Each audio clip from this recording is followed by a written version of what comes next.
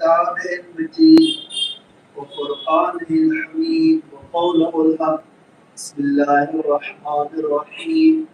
وأن صراطي مستقيما فاتبعوه ولا تتبعوا السبل فتفرق بكم عن سبيله ذلكم وصاكم به لعلكم تتقون.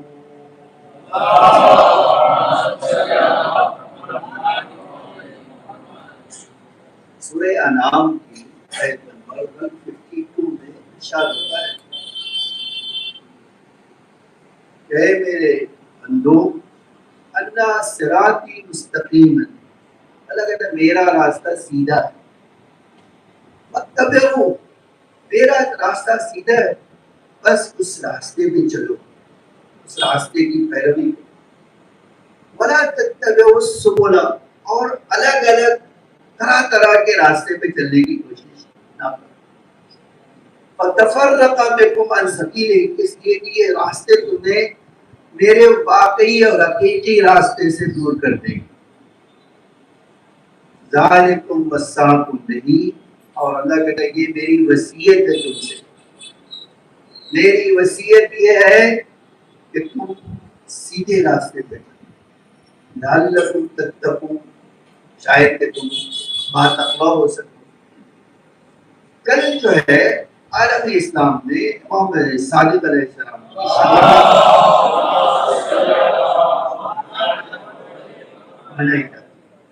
پورے عالم اسلام میں 15 شوال امام صادق علیہ السلام کی شہادت۔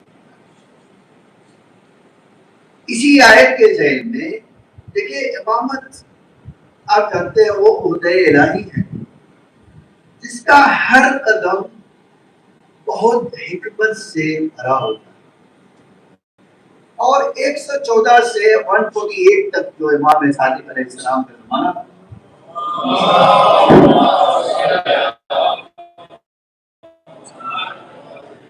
مولا نے بنی امیہ اور بنی عباس جب حکومت کی تگ و دو میں تھے اور ہر ایک پاور لینے کی کوشش کر رہا تھا، زیادہ سے زیادہ طاقت ہتھیانے کی کوشش کر رہے تھے، اپنا سیاسی اثر و رسوخ بڑھانے کی کوشش کر رہے تھے اور طرح طرح کے ہتھ کنڈے اپنا رہے تھے، تو مولا نے اس کے درمیان حکومت کے بجائے علم کی طرف کیوں توجہ؟ دیکھیے بہت نیچرل واقعی سوال ہے کہ جب موقع تھا کہ دو لوگ لڑ رہے ہوں اور آپ کے پاس علم ہو، بصیرت ہو، ویژن ہو، طاقت ہو، الہی طاقت ہو، تو بہت اچھا موقع تھا کہ وہ حکومت لے لیتے، اور وہ حکومت پاور لے لیتے تو پھر بقیہ کام کر سکتے تھے۔ لیکن مولا نے ان کے درمیان، اس بات کے درمیان یہ کام نہیں کیا۔ ایک سیدھی سی بات ہے، دیکھیے آج بھی وہ چیز میں دیکھتا ہوں اور یہ ایک حقیقت بھی ہے، آپ حکومت کیسی کرنا چاہتے ہیں؟ ایک سوال ہوتا ہے نا بھائی، آپ فرض کریے آپ یہاں اتنے لوگوں کے درمیان حکومت کرنا چاہتے ہیں، تو ایک سوال ہے کہ بھائی آپ کے پاس پلاننگ کیا ہے، اور جو پلاننگ ہے اس کے مطابق یہ چلنے دیں گے کہ آپ کی حکومت۔ اس لیے جانتے ہیں سب سے بڑا انسانوں میں دشمنی کیا ہے؟ انسانوں میں سب سے زیادہ دشمنی حق کے لیے پائی جاتی ہے۔ جیسے ہی ٹکراؤ ہوگا وہ حق کو چھوڑ دے۔ ہم نے پوری تاریخ دیکھا ہے کہ جب حق کا مسئلہ آیا تو مولا کائنات کو لوگ چھوڑ کے چلے۔ اب اسی آیت کے ذیل میں یہ حدیث سناتا ہوں کہ دیکھتے ہیں مولا نے ہمارے کیا اسٹیٹ اور آج جو جعفری مذہب کہلاتا ہے اس کے پیچھے حکمت کیا ہے کہ آج ہم امام صادق علیہ السلام سے پہچانے جاتے ہیں۔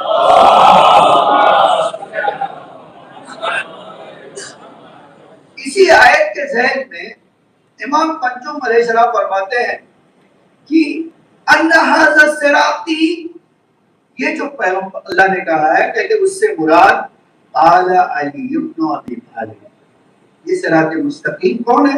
علی علیہ السلام۔ اس کے بعد کون ہے؟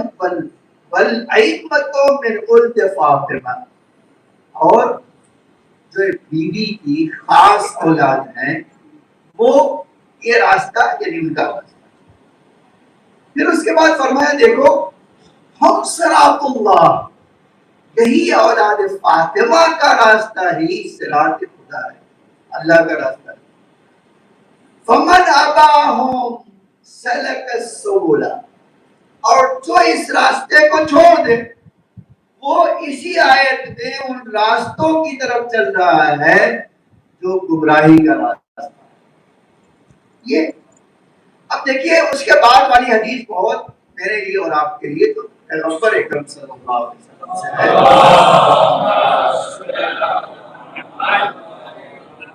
راوی ابو برزہ ہے. قال فیما بینما نحن عند رسول اللہ، یہ برزہ کہتے ہیں کہ ہم رسول اللہ کے سامنے بیٹھے ہوئے تھے. اس قال واشار بیدہ الی علی ابن ابی طالب، پیغمبر نے فرمایا اور ہاتھ سے اشارہ بھی علی علیہ السلام کی طرف کیا. ایک تو ارشاد فرمایا اور دوسرے اشارہ بھی انگلی سے کیا. اس کے بعد پیغمبر نے فرمایا اشارہ بیدہ الی علی ابن ابی طالب، اور یہ فرمایا ان ھذا صراطی مستقیم. پیغمبر نے فرمایا یہ آیت جو قرآن میں نازل ہوئی ہے یہی علی ہے صراط مستقیم. آج بہت سارے لوگ پوچھتے ہیں کہ علی مولا کا نام کیا ہے؟ بھائی مولا کا نام یہی ہے. پیغمبر کہتے تھے میں نے اللہ سے کہا تھا کہ اللہ جس طرح ہارون کا نام تو نے قرآن میں لیا ہے علی کا نام بھی لے لے. تو اللہ نے یہ آیت نازل کی. دیکھیں اسی حدیث میں عجیب یہ ہے کہ یہ فقال رجل الیس انما یعن اللہ، ایک صحابی نے رسول اللہ سے کہا کہ کیا اللہ کے رسول، کیا اللہ یہی کہنا چاہتا ہے، یہ نہیں بیان کرنا چاہتا کہ اسلام کا راستہ ہر راستے سے بہتر ہے؟ آیا یہ نہیں کہنا چاہتا؟ ہر راستے کے اوپر اسلام کو فضیلت دی گئی ہے. رسول اللہ نے فرمایا فقال النبی، پیغمبر نے فرمایا ھذا جفاؤک یا فلان، فرمایا یہی تمہارا ظلم ہے علی کے اوپر. تمہیں راستے کی فضیلت یاد رہی، علی کی فضیلت یاد رہی، تم یہ ظلم کر رہے ہو علی. اس کے بعد فرمایا اما قولک، جہاں تک تمہاری یہ بات ہے فصل اللہ الاسلام علی ما سوا، کہ اللہ نے اسلام کو دوسرے راستوں پر فضیلت. وکذالک، تو صحیح بات ہے، اسلام آیا ہر دین کے اوپر اس کو اللہ نے غلبہ دیا. حتیٰ پیغمبر نے فرمایا کہ اگر آج عیسیٰ اور موسیٰ علیہ السلام ہوتے تو دونوں میرے راستے پہ چلتے تھے، اپنا راستہ چھوڑ. اس کا مطلب یہ کہ اسلام سارے دین ادیان کے اوپر فضیلت ہے. اس کے بعد پیغمبر نے کہا اما قول اللہ، جہاں تک یہ آیت کا تعلق ہے جو میں نے پڑھا ہے تیرے سامنے، فإنی قلت لربی مقبلا عن غزوة الأولى، غزوة تبوک الأولى، اے فلاں میں جب جا رہا تھا غزوہ تبوک، جنگ تبوک کے لیے جب جا رہا تھا تو میں نے ہاتھ اٹھا کر یہ دعا کی اللہم انی جعلت علیاً بمنزلت ہارون بن موسیٰ، اے اللہ میں نے اپنے بعد مدینہ میں علی کو چھوڑا ہے بالکل اسی طرح سے جیسے موسیٰ نے ہارون کو اپنی قوم میں چھوڑا. الا انہ لا نبوۃ بعدی، اے اللہ میرے بعد کوئی نبوت نہیں ہے، اور میں جانتا ہوں کہ علی کے لیے میرے بعد کوئی نبوت ختم ہو گئی. اس کے بعد والا جملہ دیکھیں بہت خطر قلم ہے، فصدق کلامی، اے اللہ جو میں نے کیا ہے اس کو اس کی تائید آسمان سے کر دے. میں نے علی کو مدینے میں اپنا جانشین بنا دیا. اے اللہ تو آسمان سے اس کی تائید اور تصدیق کر دے. وَأَنْجِزْ وَعْدِي اور اے اللہ میرے وعدے کو پورا کر دے. وَاذْكُرْ عَلِيًّا كَمَا ذَكَرْتَ ہارون. اے اللہ تو نے قرآن میں ہارون کا ذکر کیا ہے, علی کا بھی ذکر کر دے تاکہ بات ختم ہو جائے. فَإِنَّكَ قَدْ ذَكَرْتَ اسْمَهُ فِي الْقُرْآنِ اس لیے کہ تو نے قرآن میں ہارون کا ذکر کیا ہے. فَقَرَأَ آیت جبریل نازل ہوئی اور یہ آیت پڑھ دی. تو کون بندہ ہے؟ اب اللہ کہہ رہا ہے کہ اے اللہ تو یہ کام کر دے, اور فوراً آیت نازل ہوئی اور یہ پڑھ دی. اس کا مطلب کیا ہے؟ اسی لیے آج ہمارے مفسرین کہتے ہیں یہ جو ہے صراط مستقیم کے اندر ایک اور جملہ صراط علی مستقیم, علی کا راستہ ہی سیدھا راستہ, اس کے علاوہ کوئی راستہ سیدھا نہیں ہو سکتا. اس کے بعد جو ہے دیکھیے اس کے بعد پیغمبر نے جو نصیحت کی وہ بہت اہمیت ہے. فانزلہ تصدیق قولی, اللہ نے فوراً سورہ انعام کی 152 نمبر کی آیت نازل کر دی جو میری بات کی تصدیق تھی. اور ھذا صراط علی مستقیم, اور پیغمبر نے فرمایا یاد رکھو یہی علی کا راستہ ہی سیدھا راستہ ہے, اس کے علاوہ کوئی سیدھا راستہ نہیں. بعض حدیثوں میں ہے مولا کائنات سامنے بیٹھے ہوئے تھے, دائنی طرف کوئی بیٹھے ہوئے تھے اور کوئی صاحب بائیں طرف بیٹھے. فرمایا یہ صراط مستقیم, یہ گمراہی ہے اور یہ گمراہی ہے. اب دیکھیں اس سے زیادہ پیغمبر تو وضاحت نہیں کر سکتے. یہ حدیث کا جملہ ہے کہ کہا یہ صراط مستقیم ہے, ادھر گمراہی ادھر. یہ حکمت پیغمبر کوئی سمجھ نہیں سکتا. اگر کوئی کہے پیغمبر تو نام نہیں لیا تو صحیح بات ہے, پیغمبر نام نہیں لیا, لیکن نام لیے بغیر جو وضاحت کر دے وہ نام لینے کی ضرورت نہیں ہوتی. اب آتا ہوں دیکھیے یہ حدیث ہے. اب جب امام صادق کا زمانہ ہم دیکھتے ہیں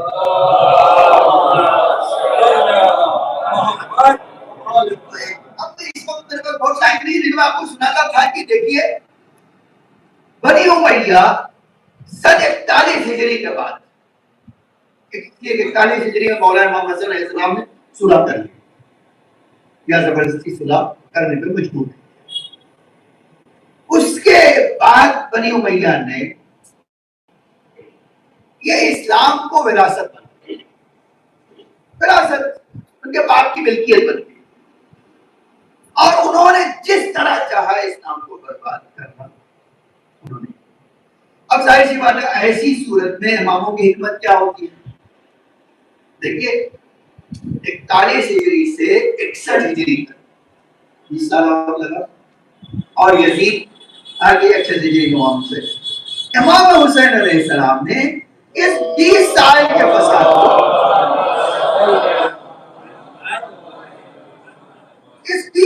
فساد کو 10 دن میں ختم کر دیا. اور جانتے ہیں امام حسین نے کیا کیا, یہ جو 30 سال تک مسلمان ہر گمراہی کو اپنے اندر ہوتے دیکھ رہے تھے, آواز نہیں نکال رہے تھے, 61 ہجری کے بعد عورت بدل گئی ہے. کون ہر ایریے سے آواز اطلاع کیا دے رہے. عجیب یہ ہے آپ 61 ہجری کے بعد دیکھو انقلاب طرح ہر ایک شہر میں. اب ایک مثال ہے 62 ہجری میں دیکھو توابین نے, 63 ہجری میں دیکھو حملہ کیا تو پھر مدینے کے لوگ کھڑے ہوئے, پھر 64 ہجری میں آ جائیں گے مختار, اور آگے بڑھتے جائیں گے. اب جب یہ جو ہے 99 ہجری جب آئے تو اسلامی ملکوں میں اسلامی جو مملکت تھی اس کے الگ الگ شہروں میں انقلاب. کس بات کے لیے؟ کسی اسلام سے انحراف کرنے کے لیے کے خلاف. یہ بنی امیہ گمراہی پھیلانا چاہتے تھے اور جو مخلص مسلمان تھے ان کے خلاف کھڑے ہوئے. اور آپ طرح طرح کی آپ تحریکیں دیکھ سکتے ہیں, انقلاب دیکھ سکتے ہیں. اب بنی امیہ نے کیا کیا, آپ جانتے ہیں نئے نئے علاقے چونکہ فتح ہوئے تھے انہوں نے بڑی آسان سمجھا، اور یہ فساد کا ذریعہ واقعی بہت آسان کیا سمجھا انہوں نے، نیا کلچر آیا ہے، آزاد چھوڑ دو، یہ تو خود ہی کچھ نہ کچھ کرتے گے، ہمیں تو کچھ کرنے کی ضرورت ہی نہیں ہو۔ تو انہوں نے کیا کیا، آزادی بیان کے عنوان سے چھوڑے، بھائی اب کسی کا قیدا تھوڑی ہم بنا سکتے ہیں، یہ جو کہنا چاہتا ہے وہ کرے۔ اماموں نے اس بات کو بہت اچھی طرح سے سمجھا کہ اب جو جنگ لڑنے والے ہیں، ہمیں لڑنا ہے، یہ بنی امیہ سے نہیں لڑنا، بنی عباس سے نہیں، یہ فکر سے لڑنا۔ اسی لیے تینوں اماموں نے، چوتھے امام، پانچویں امام، چھٹے امام، ساری طاقت خرچ کر دی اس بات کے لیے اپنے شیعوں کے عقیدے کو مضبوط۔ اب دیکھیں ایک مثال ہے، ایک حدیث بتاؤ، دیکھیں کتنی عجیب ہے یہ حدیث۔ اور امام صادق علیہ السلام نے فرمایا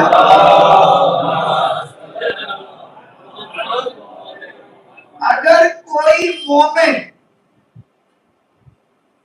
اپنا فیصلہ اپنے لیے فیصلہ کروانے کے لیے بنی امیہ کے پاس چلا جائے یا بنی عباس کے،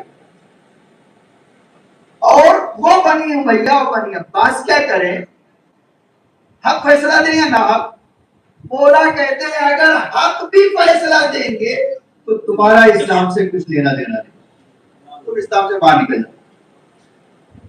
اب دیکھیے ہم کیا کہتے ہیں، یار ناحق غلط فیصلہ تھوڑی کیا اس نے، مولا کہتے ہیں ظالم سے ناحق حق والا فیصلہ بھی ناحق ہوتا ہے۔ ظالم کے پاس گئے تو اس کی تائید تم نے کیا، اور کتنا بہترین جملہ تھا کہ امام کاظم علیہ السلام کا،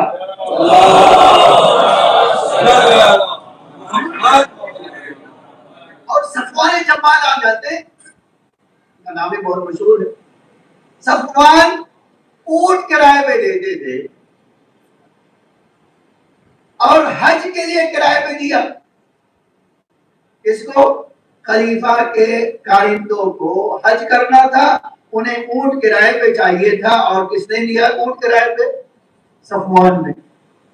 امام صادق نے ظاہراً امام کاظم نے بلایا، فرمایا یا صفوان کیا کیا ہے تم نے، کیا مولا، کیا تم نے اونٹ کرائے پہ نہیں دیا بنا کو، ہاں حج کے لیے دیا ہے، فرمایا آپ جانتے ہیں حج کے لیے تم نے دیا ہے، لیکن مجھے ایک بات بتاؤ۔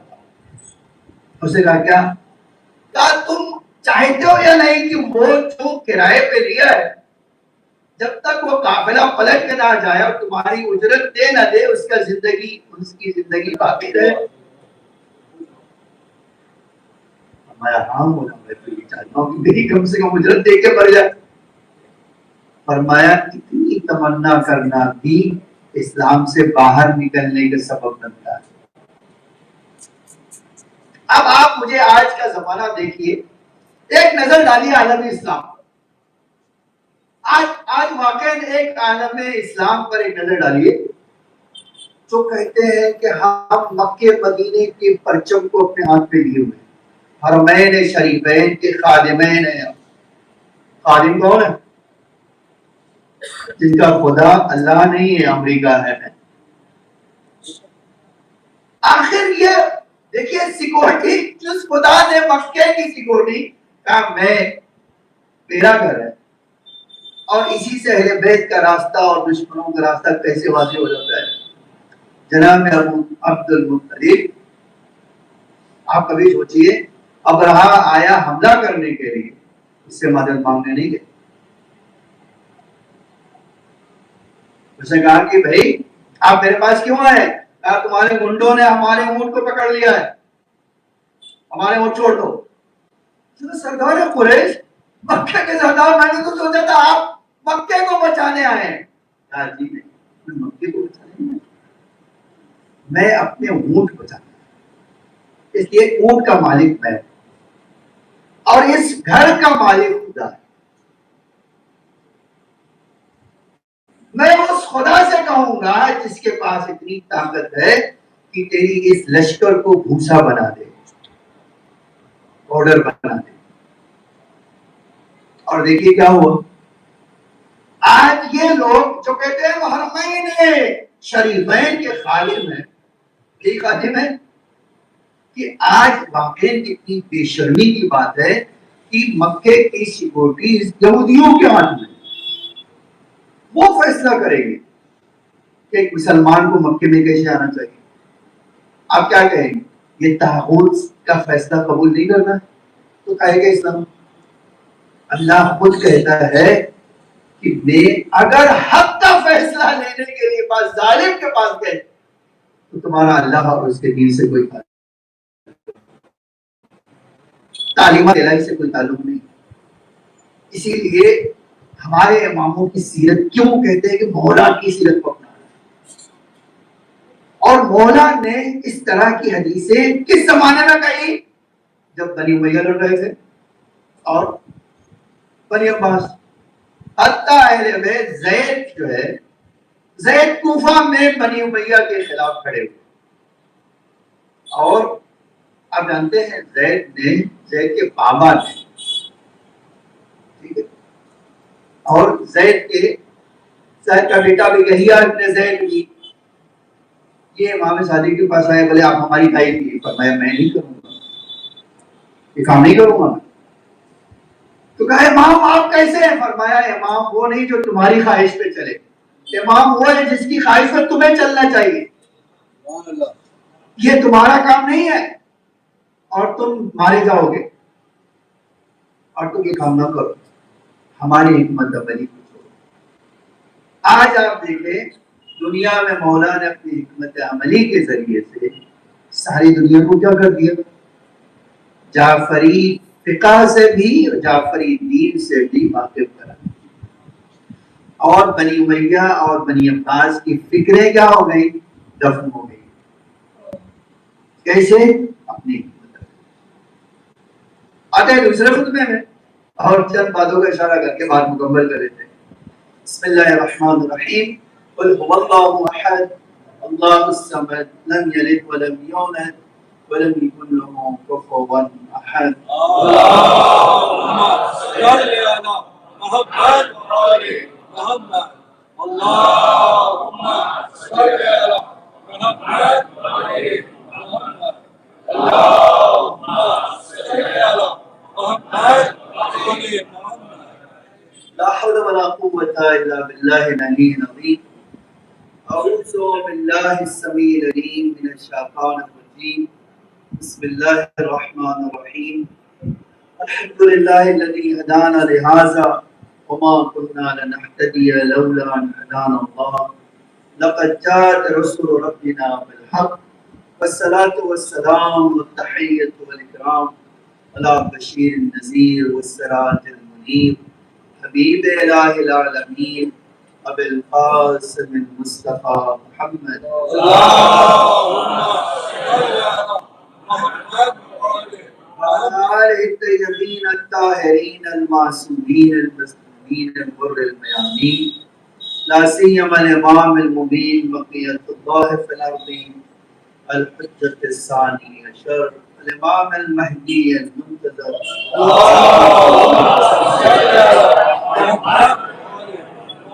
فقال يا عباد الله أوصيكم ونفسي بتقوى الله فإن التقوى خير الزاد ليوم لا ينفع فيه مال ولا بنون إلا من أتى الله بقلب سليم.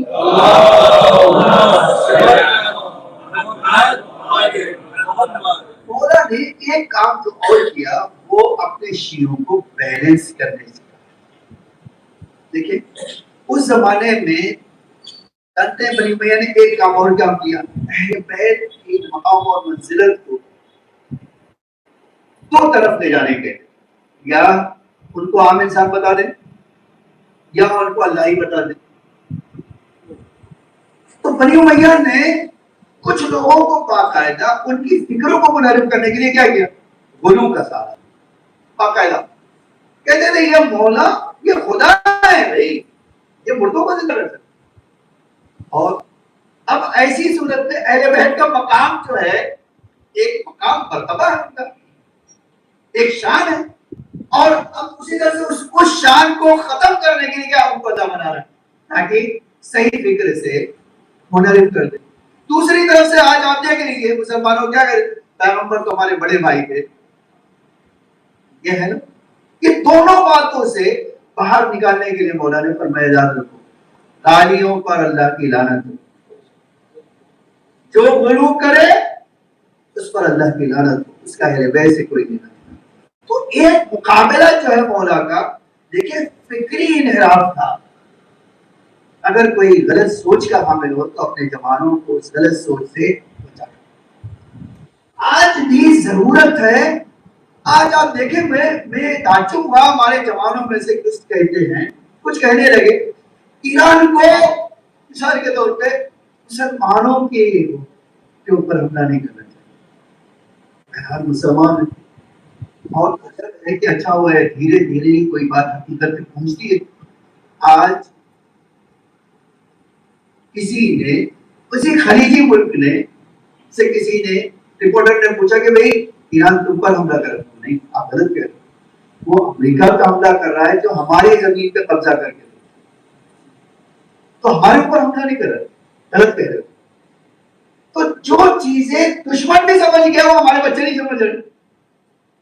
ان کو یہ سمجھنے کی ضرورت ہے کہ اگر حتیٰ میں خود گیا ہوں اور آپ بھی جا کے دیکھ سکتے ہیں, جہاں بھی عمان میں گیا, ایک علاقہ ہے جہاں عمانی بھی نہیں جا سکتے. میں نے پوچھا یہ کیوں, بولے یہ ان کا علاقہ اور معاہدے کے مطابق اس میں عمانی بھی قدم نہیں رکھ سکتے. آپ کیا کہیں گے, یہ ان کا علاقہ ہے ان کا. اسی طرح سعودیہ میں پورا ایک شہر ہے جانتے ہیں جہاں کوئی سعودی نہیں جاتا. یہی چیز ایران میں بھی تھی. 47 سے پہلے آپ باقاعدہ ان کے ریسٹورنٹ پہ لکھا ہوتا تھا ایرانی ناٹ الاؤڈ. رہتے کہاں ہیں, تہران میں. ایسی صورت میں اگر آپ وہیں سے ہم پر حملہ کریں تو ہماری ذمہ داری کیا ہے؟ ہماری ذمہ داری ہے کہ جہاں سے آپ نے حملہ کیا اس کو ہی وجود سے مٹا دینا تاکہ فساد حاصل نہ ہو. آج یہ مسلمانوں کو سمجھنے کی ضرورت ہے کہ آخر کا دشمن کون ہے,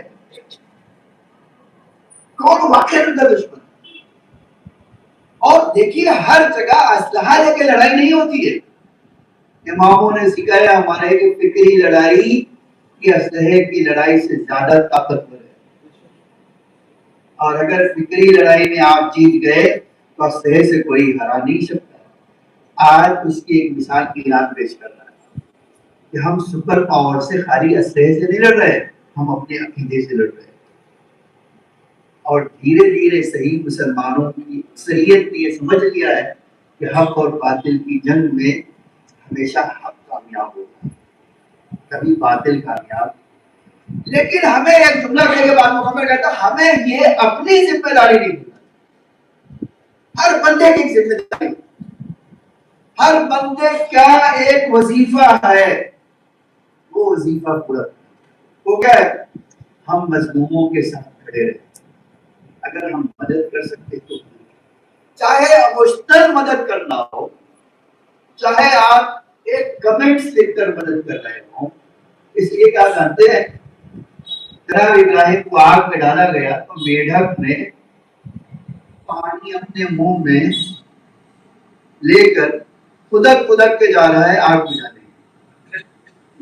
کیا کر رہے ہو تمہارے اس ایک قطرے کے پانی جان بجھ جائے گی؟ اس نے کہا نہیں بجھے گی.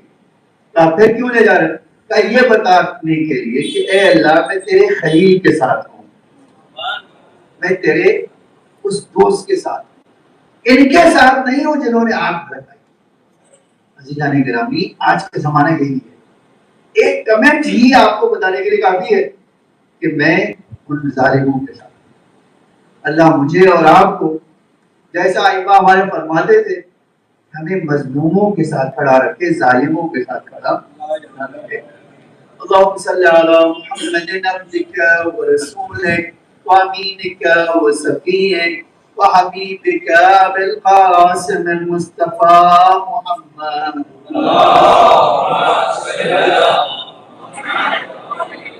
اللهم صل على علي امير المؤمنين ووسيع رسول رب العالمين. اللهم صل على صديقة الطاهرة فاطمة سيدة نساء العالمين. اللهم صل على سبطي الرحمة وإمامي الهدى الحسن والحسين سيدي شباب أهل الجنة إمامي المؤمنين. اللهم صل على علي بن الحسين ومحمد بن علي وجعفر بن محمد وموسى بن جعفر وعلي بن موسى ومحمد بن علي وعلي بن محمد والحسن بن علي أئمة المؤمنين.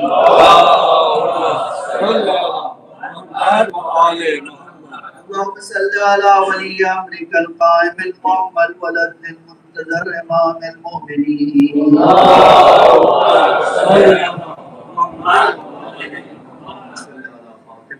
وبيها وبعدها وبنيها وسر المستودع فيها بعدد ما حاط بعلمه. اللهم ادخل على اهل القبور السرور. اللهم اغنى كل